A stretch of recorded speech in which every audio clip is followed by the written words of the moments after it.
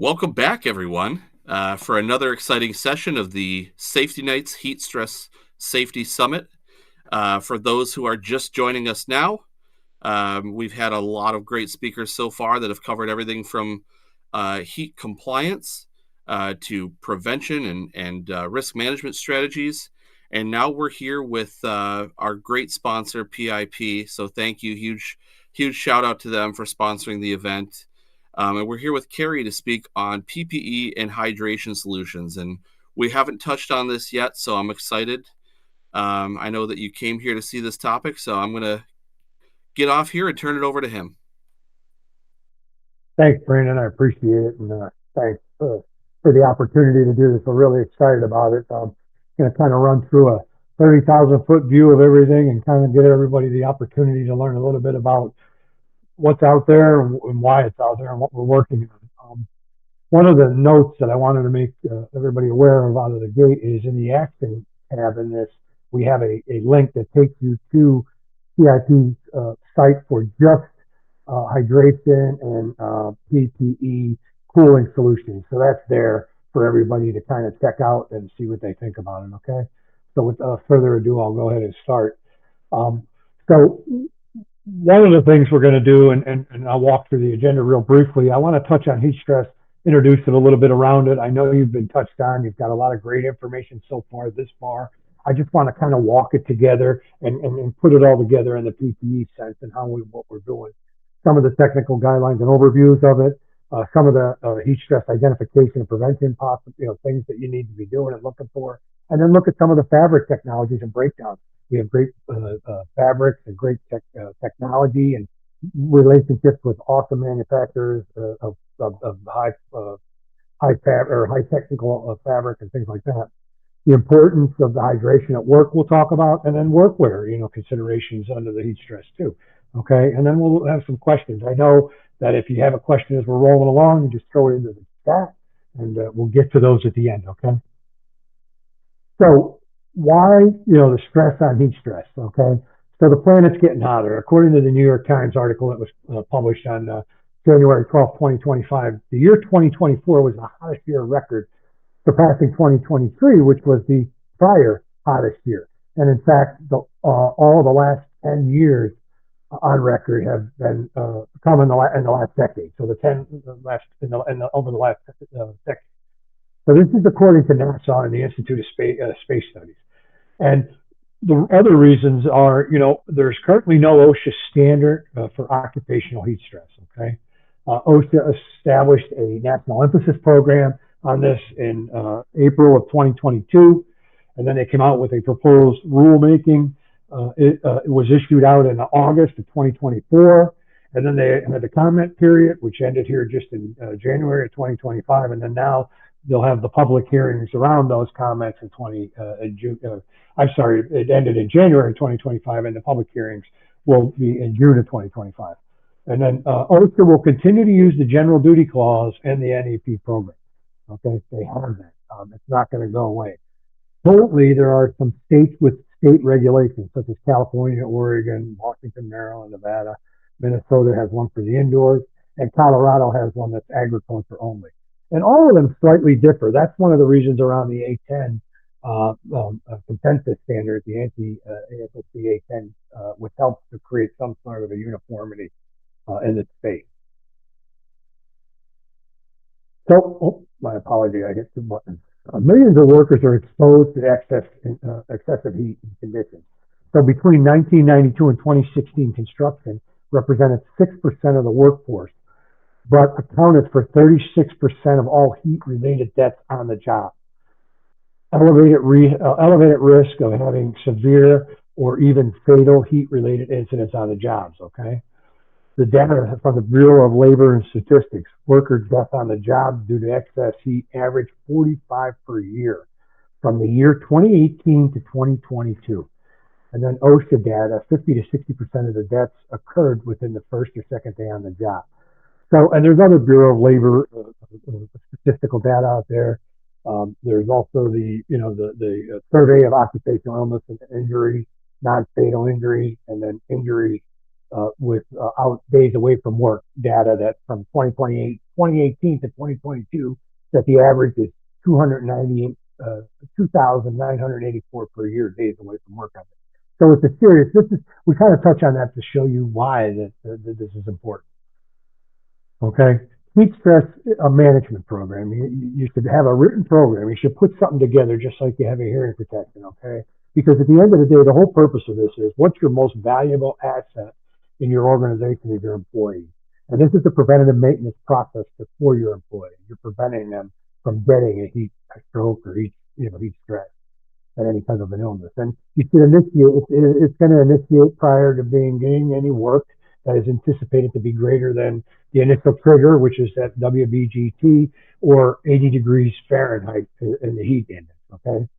An example of heat stress management plan, is found under the heat stress, the A10 consensus standard. In Apex One, they have a complete, really good one you can copy. It's a great tool as a guide. Okay, and when you write this program, it should be written as it states in the beginning there by a qualified person. So we classify under this program a qualified person as someone who is recognized degrees, certificates, or professional standing, or extensive knowledge, training, or expertise, and has the ability to solve the problem relating to the work or the project. Okay? So this just kind of gives you an idea of what you need to have to put into play. So some key factors around this, developing it and what you're going to provide. You got obviously the environmental heat, okay, acclimatization status, metabolic heat, hydration status, okay, and then elements that affect the ability for sweating and cooling are, humidity, wind and air velocity, and cooling PPE, okay, and we'll get more granular on that as we go further along. And then there's the personal factors, okay, and those personal factors we look at here there's 17, a list of them. And there's things you have to take into consideration, okay? Someone's age. Someone might have had on that specific day, or might have, there may be excess alcohol, use of excess alcohol, maybe some type of asthma or other respiratory issue that needs to be cognizant, that they need to be cognizant of. Excess caffeine, we grab a coffee every day going out the door to work. Cardiac conditions, heart conditions, diabetes, fatigue, sleep deprivation, high blood pressure, the inability to cool off after work, misuse of over-the-counter and use of illegal drugs, obesity or high BMI indexes on the body, poor general health or diet, okay, poor physical fitness, not taking care of yourself, someone that can be pregnant, previous related illnesses, someone that might, or heat-related illness, someone that might have had something in the past that was a heat stress or a heat stress triggered incident, smoking, tobacco, things like that, any type of that use, and certain prescription medications. So one of the things is personal risk factors. Okay, the workers should be encouraged to consult with their primary physician. Your employees should be, you should say there's personal risk factors. There's a list of 17 that they have that they kind of touched on. Consult with your primary care physician or provider if they know any personal risk factors that they may have that they could affect them while working in a hot environment. Several federal, state, and local privacy statutes, as well as labor agreements, don't, prevent the employers from asking the workers, okay, but, about these personal medical conditions. But, during a new employee orientation or regular training for the current employees that you have, or a toolbox talk or a safety stand down, you can stress the importance to the employee for their self-awareness of these personal risks, and that they need to communicate it with their personal physician and have a conversation around it. And you should emphasize that very strongly, okay? Because, the more we can educate people, the key to safety is education, and this is an important part of this process here, especially with this, specifically with the heat stress as it's becoming new over the last couple of years.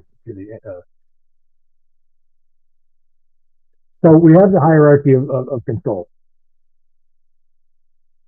Excuse me, please. So, it's obviously the most effective being elimination, the least effective being PPE. That's not going to change in this space. So let's look at some of the examples, okay? Elimination or substitution. Maybe we would eliminate them working, let's say if they're working on that particular picture there shows a job site where they're working on a highway. So we might have them work late at night, during the night when there's cooler temperatures, the sun isn't beating on them, okay? So we could consider that an elimination. There's metabolic engineering controls where you see in the one picture they're doing a hand screening, where on the right there's motorized machine that's doing that. The other one is engineering controls, and you see these now when you watch your football games, the Super Bowls, any of the games like that. You'll see fans with misting. So heat stress has been around. It's been in the sport industry for a long time. So that's some type of an engineering control. And then we have PPE capabilities, which have hydration and different things like that. And that's what we'll kind of start to get a little bit more granular on. So when we look at hydration, and you got to have access to water. So you have to have, the requirement is to have suitably cool and in close proximity, a sufficient quantity. So you should have a quart per worker per hour. And it's better to drink multiple times each hour rather than sit down and do 12 ounces, maybe like every 20 minutes it says, rather than sit down and just drink it all at once. Some people will say, oh, I'll just drink it all at once. That's not the best way to do it. The best way to do it is break it out over the period of, like it says there, 20 ounces or 12 ounces, excuse me, every 20 minutes or so. Now let's look at the definitions. Okay, so heat stress is, it's the net load by which the worker is exposed, and it has the environmental factors around there: physical exertion, clothing, other personal protective equipment that may be worn that can contribute to the stress. Okay, and that stress can push into heat strain, and heat strain is how the body responds to that heat stress, and it attempts to cool itself. Okay, excess strain may result in heat illness or heat-related illness, such as heat rash, heat cramps, heat fainting, cytochrome, heat exhaustion, heat stroke, which can lead to death. I mean, there's symptoms as well in there in that appendix I referenced on the 810 standard or the 810 consensus standard. So looking to implement PPE and why and what. So when we're picking the right PPE, it can help reduce the risk of heat exhaustion, okay, and heat stroke.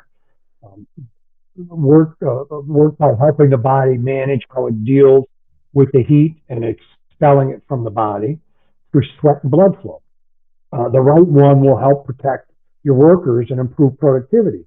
There's three main cooling technologies to choose from when choosing PPE products, okay, for heat stress solutions. You see there where it says sun protection, which is a cooling technology. Okay, that's a wearable, shade, pop-up tent, things like that. Something that's protecting exposure from the sun.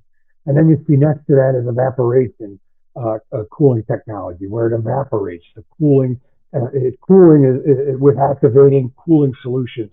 Like we have a proprietary product called that we partner with. It's called Cool Fabric, or it has passive cooling solutions like wicking fabrics, things like that. And then phase change.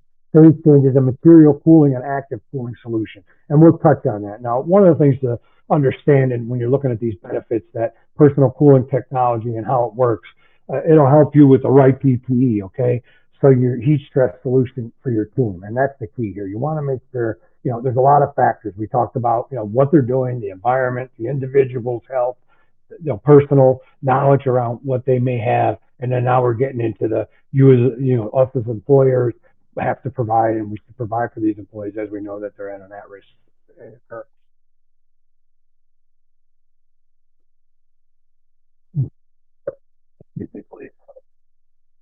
Okay, here we go. Evaporating, cooling, what and why. So most evaporating cooling solutions take water and evaporate it around the user to help them cool off. There's two main types of cooling technology are available at PIP. It's called an active and a passive evaporating cooling solution. So the PIP cooling solution that uses the cool fabric, they're an active cooling solution that supercharges the body's natural cooling process. So this is a vest and accessories made using the cool fabric, absorb and hold the water and sweat, and then slowly evaporate it, adding to the body's natural cooling process. Okay, so passive evaporating cooling solutions use wicking fabrics that help to speed up the evaporation process. So there's a couple different things. So one of the things, the four steps here they look at is cool down the skin with the evaporation. Okay, so it's cooling the skin down. It allows the body to manage the heat by pushing more through the skin and keeping it cool. So it allows the body to push more through the skin, keeping the body cool, regulating it, right? And then more heat through the skin means less heat management through the blood circulation. So your body now doesn't have to manage its heat stress by using blood circulation, okay, trying to get that blood to move around, which, then now you start to have, you look at the heart pumping a lot harder, and we'll touch a little bit more on that in a few minutes. And which means more blood for the, that'll be available for the muscles and the brain, enhancing productivity and concentration. Okay, so you got to remember all this stuff ties into other physical attributes around the actively that the individual actively uses to do their job.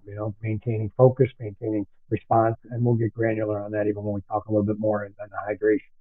Evaporating cooling solutions are best used when it's humid, when humidity is 80% or less. Okay, so evaporating, like these particular technologies we just talked about, are again used through a cooling process. So in an enclosed environment, you wouldn't use them. What you would do is you would use a phase change material. Okay, and that phase change material, it works by absorbing the heat away from the body.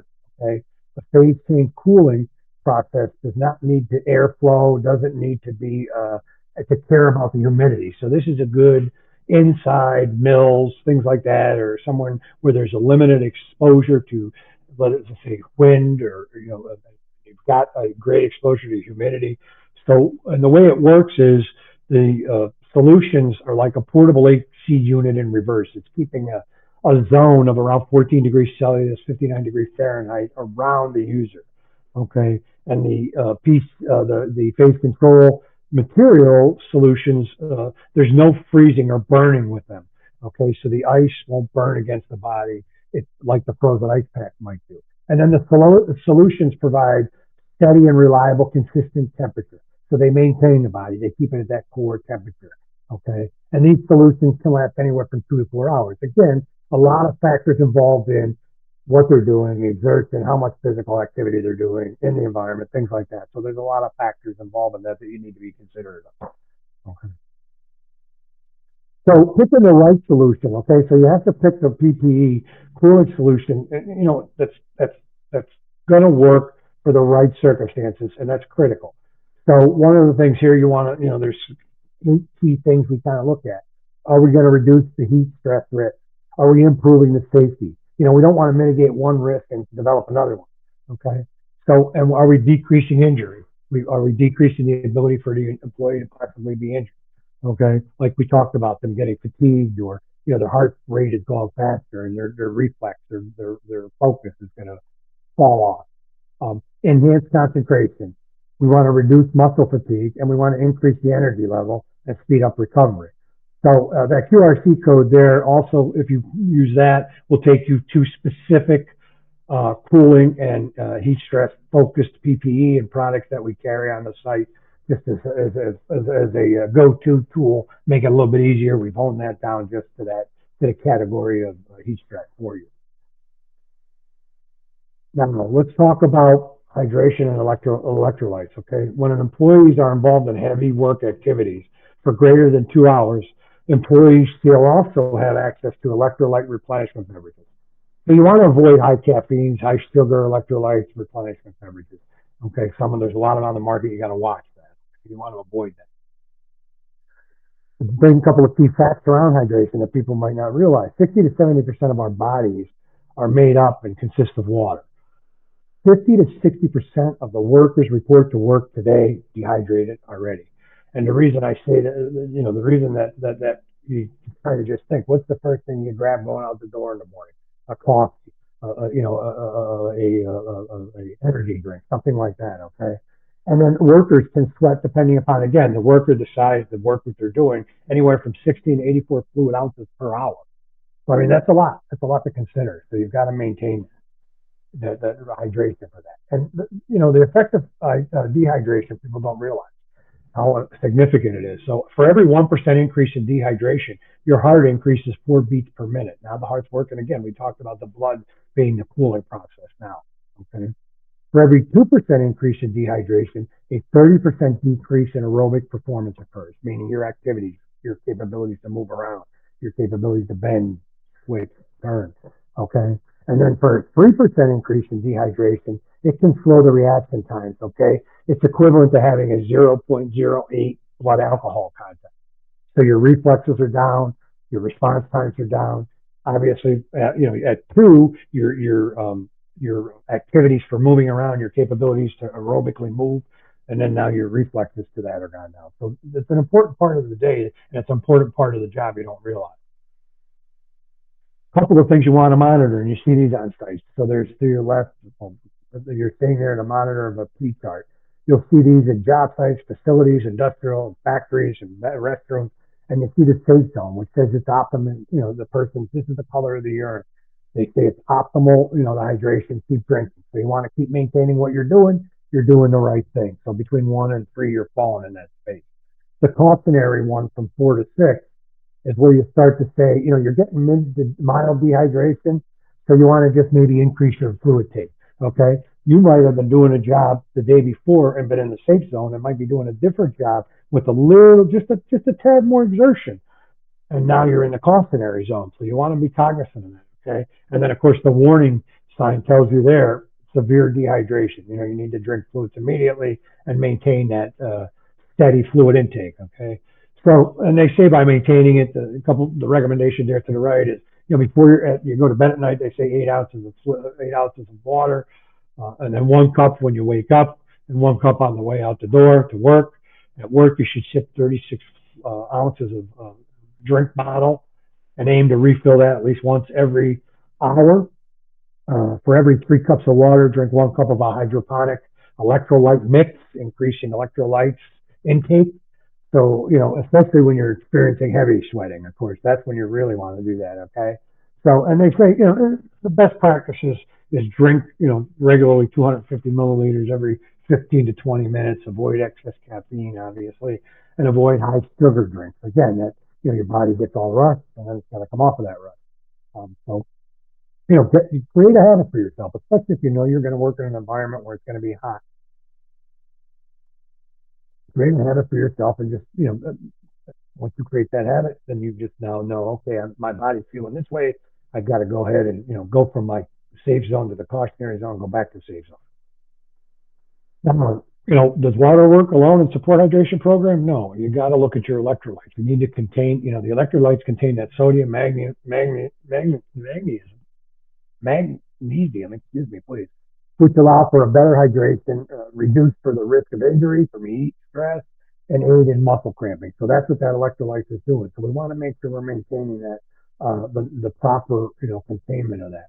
The amino acids, building and blocks for the protein, and lessens the fatigue in the working muscle. So your muscle won't get fatigued as much. It lessens that. And then, of course, the vitamins are ideal for the immune system and for metabolics. Okay, so you'll see. So you want to make sure that any of the items you're using on the market today, that you want to make sure you have ones that are doing and supplying the things you need to be supplied. Okay, you don't want to just drink something that says I feel great. You want to make sure it's filling and maintaining a good, healthy rebalance for you. And the most important thing about introducing a hydration program, it improves the safety, obviously. The key is, again, in this venue, it reduces the heat stress. It decreases injury because obviously now the person is coherent, they're focused, they're not lax in their job, they're not slow and sluggish. It improves productivity. Again, the same reasoning.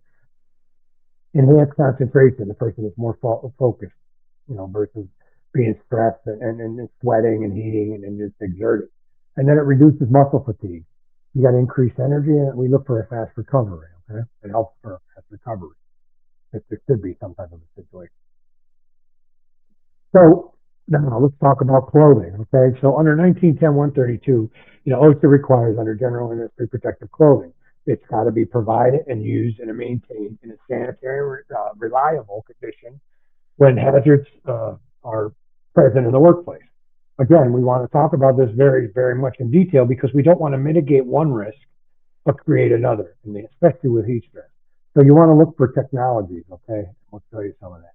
The other thing I want to touch on is a lot of people have been asking about, and recently have been asking me about, January 13, 2025, OSHA put out into 1926, which is the construction industry, 95A, the standard that says the same thing, that the protective, basically the PPE must fit properly and provide protection for the person, to provide the protection for the person it's designed for. Okay, employers must assess, offer, and update PPE options for different body sizes and shapes. Okay. Because you want to eliminate, back in the day, and some of you have been in this business a long time, there was small, medium, large, there was dual sizing. You'd be snagging, people would have snag points, things like that. So now the PPE needs to fit appropriately. It has to work for the job. Okay. And then, and it's grown in this space, and this is why it's always been a general industry, the maritime 1917 standard, but they've added it to construction here in 2025 on the 13th of January 2025. Once they added it as a new rule and mandated it, um, because we're seeing a lot more women in the construction industry and workers with diverse body types. So, we want to make sure that they're getting the proper PPE and the proper fit. And of course, we realize like I said, ill-fitting PPE can compromise the safety and then create a risk for that employee. So that's important too. Okay, not only do you have to have stuff to help address the hydration, but you have to have them make sure it fits properly. It's the proper item, and we'll get into that a little further here as far as hydration technology. So, popular pain points as we work with end users and just through our distribution partners programs, we get out there, we get in the field, and then we learn, with larger companies and mid-sized companies, and they tell us what they're feeling. And a couple of things you see there is on the left, some pain points that we got back from work.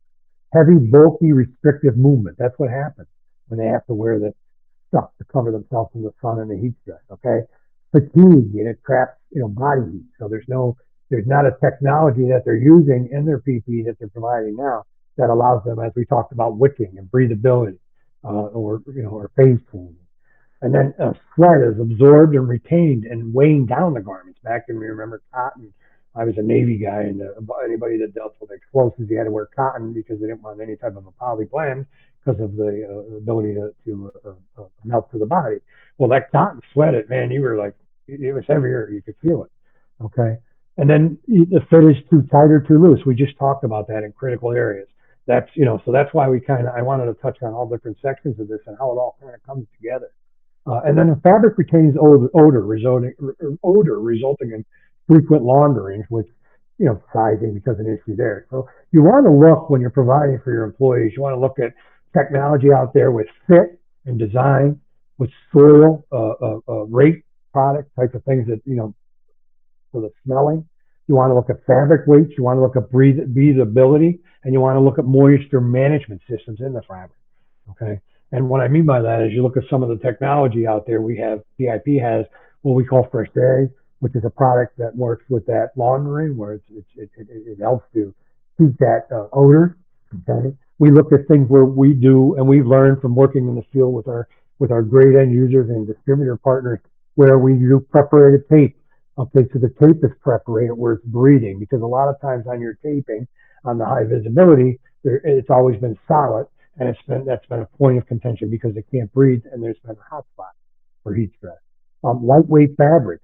We have a technology called cross airflow, where it's designed to have mesh in areas where it's historically where there's high heat risk created under the armpit, okay, the back, okay, in the legs, on the pants, you can pull zippers out. So there's technology there. There's also UV technology built into some of the products. So there's a great amount of technology out there to help you to prevent this and your workers to be comfortable and not have a concern where they could get themselves into a heat stress or a heat stroke situation. Now, the other thing too is you look at sunburn safety. Okay, so you want to make sure that you're limiting exposure to as possible to the sun. Whether you're using shades on a helmet if you're in the construction space, eyewear, sunglasses, neck shades, things like that. You want to make sure you're using sun blocks, things like that. Okay, protective clothing. There's thin, lightweight technologies on the market. There's manufacturers like ourselves. We have a great partner in Cool Fabric, where we work with them to look at new technologies that we can bring to the market and test every day. And it's so lightweight, but yet it does what it's supposed to do, and it helps protect the employee while they're doing their job. And again, I can't stress enough, the employee is like our piece of equipment. We're doing preventative maintenance on them. We're taking care of them. And that's our responsibility as good employers and in the safety space. Sunscreen, of course, there's a ton of spectrum out there. You want to make sure tell the employee to find what works best for them. 30 SPF or higher, they recommend. Repeat that every 2 hours. You see those sports ones out there. which actually are designed for sweating and things like that. So they're there. Um, and then, there's extra measures you can use as we talked about. And then hydrate. It's hydrated, it's consistent. That hydration is a key part of it because the body is a self-regulating machine. So to come full circle, you want to look at your heat stress. There's wearables, there's consumables, and then there's heat-friendly workwear. There's all different types of technology, and that's where you want to get. You look at a program, get in there, do a little bit of an assessment, say, okay, here's what we work around, here's the environments we work in, what's the best product for us to use to provide for our employees to make sure we have, and test them. Get them out there and test them. Work with your manufacturers, work with your distributor chain, whatever way you work to go to market.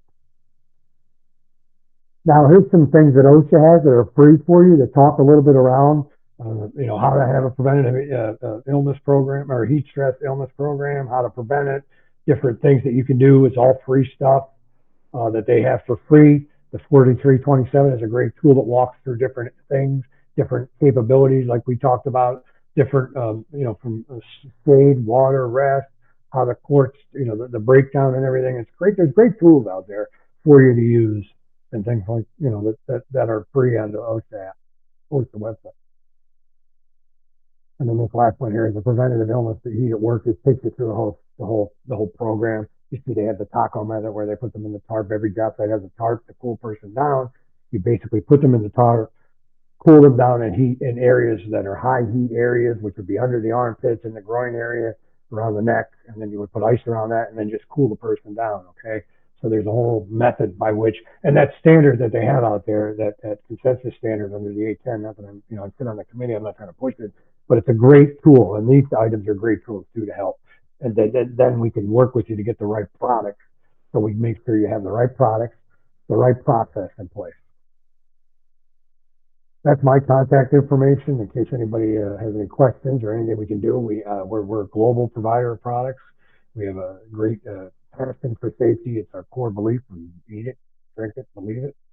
And that's pretty much all I got for today. Does anybody have any questions?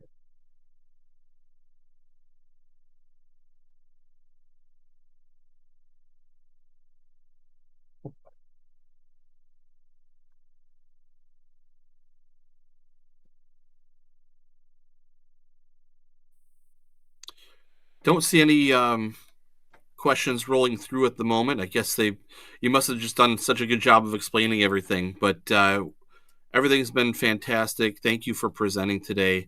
Huge shout out again to PIP for sponsoring the event today and this week.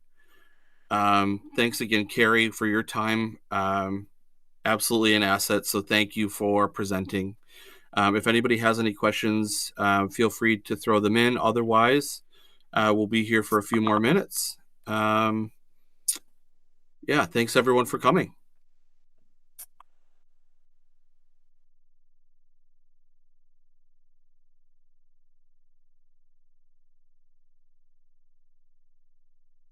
Oh, looks like I see one question coming through talking about choosing eval versus PCM.